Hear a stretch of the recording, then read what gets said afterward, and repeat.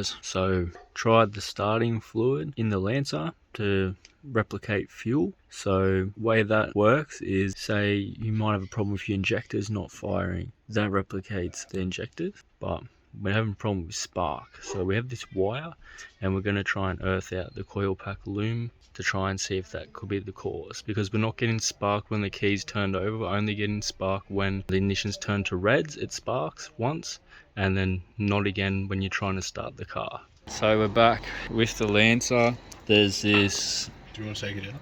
Yeah, take the spark plug out. We got this wire that's coming off the loom right near the harness for the coil packs. And this loom also goes around for the coil packs, so it's not sparking at the right time. So maybe we have an electrical problem. It's not earthed correctly. So one way to do it is we're earthing it straight from there directly to the battery, so it's 100% earthed from that point. We're taking all the leads out because the fuel injectors are still connected, just in case it does fire this time. We're not running off 1 or 2 cylinders, so we'll take all the leads out, but we're going to have one spark plug in the lead so we can see it's sparking. You also see off a few of the other leads or coil packs will spark towards the metal anyway, so hopefully it sparks at the right time. Now it's earthed. Alright, the battery's connected, so we're going to look for a spark.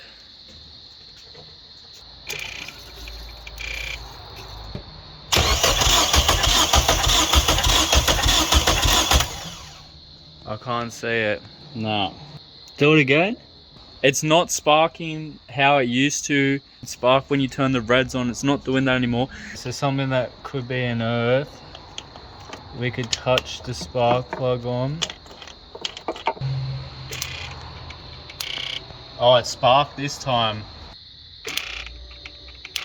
Yeah, I seen it spark that time. I tried turning over.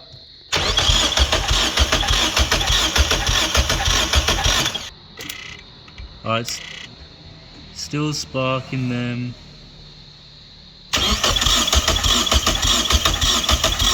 Alright, so we still have the same problem. Still not sparking at the right time. So I think I found the culprit of why it's actually not sparking at the correct time.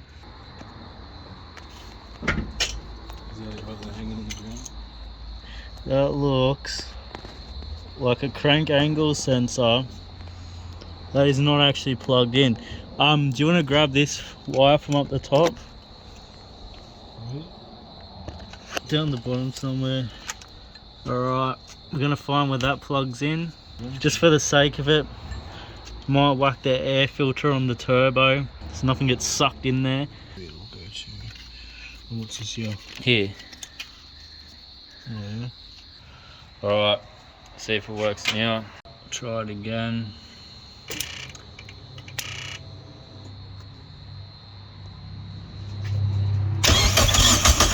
Yeah, so we got the leads back in, ready to rock and roll.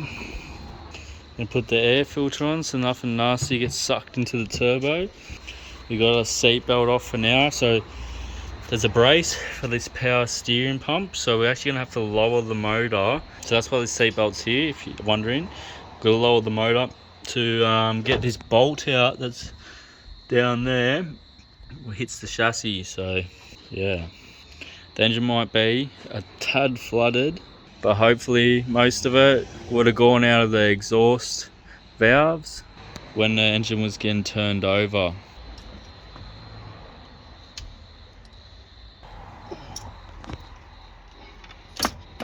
Alright, it might make a big bang because it's be flooded. It wants to go. Yeah. Don't give it throttle, just let it start on it by itself.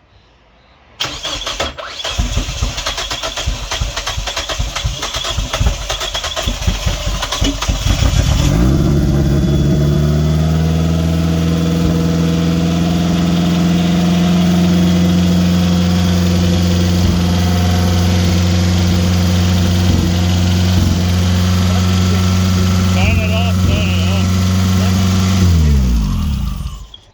smoky. Well, it's alive. It works. Alright, let's go.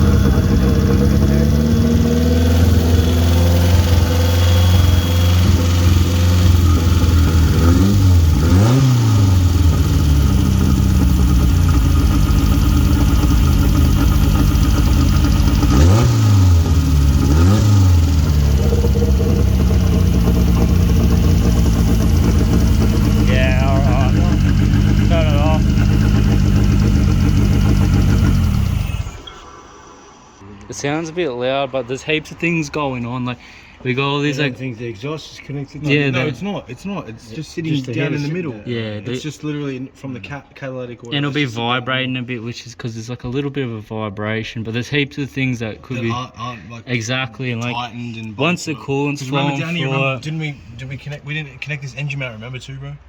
Oh, is that loose still? Yeah, remember we took it off. You're joking, is it? So the engine mount's not even bolted up, is it? This one isn't. Remember we took it off.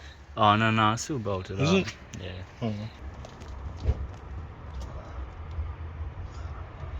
So we have Big Ditchy G's Lancer, and he wanted to sound a bit louder. So we might do some modifications to the exhaust. So we'll start her up, have a little sound, we'll have a listen, see what it sounds like.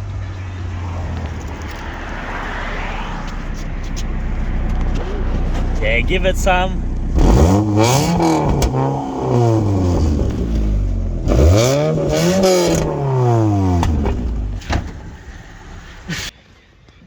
So we were going to cut the exhaust off, but instead we might just actually unbolt it, and then we can put it back on, you know, if it's a bit too loud, or we can modify the part that bolts on and put a cannon on there. So I've had to use our vacuum cleaner pipe to get the leverage to undo the bolts, because it's only a little 3/8 ratchet. So we've unbolted it, but the exhaust is hanging down heaps low. So what we can do is, with this exhaust, it's got 2 mounts for it. So now it's removed, we can get the grinder, we can cut this part, and then we can keep the 2 mounts so the exhaust doesn't dangle and it doesn't rattle, and then it will be louder because the back half of the muffler will be missing.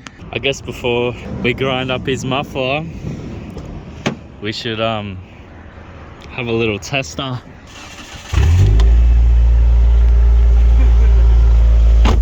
Sounds good. Oh, you should come give it a rev.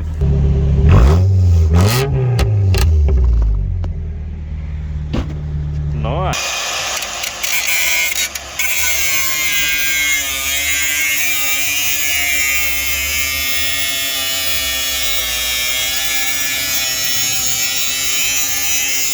Bolted it up. We're trying to bolt the exhaust up on the turbo Lancer.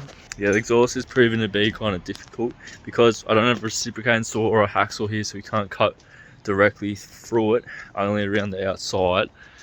And that car has actually blocked all the other cars in the driveway, so we cannot go and get my reciprocating saw. So I have another solution that will make it loud and we can bolt it back on temporarily. Got the catch can mocked up, bolts there with the charcoal canister. So this is the exhaust, this is the solution to just make it louder, and we're going to bolt that on. So someone else has actually already drilled holes in the exhaust. This must be a common practice. So Corey's got his exhaust bolted on. We're going to try and start up the Lancer, the turbo one. And we're going to try and bolt this cut up exhaust back on the car, so, and test how much louder it is than the original.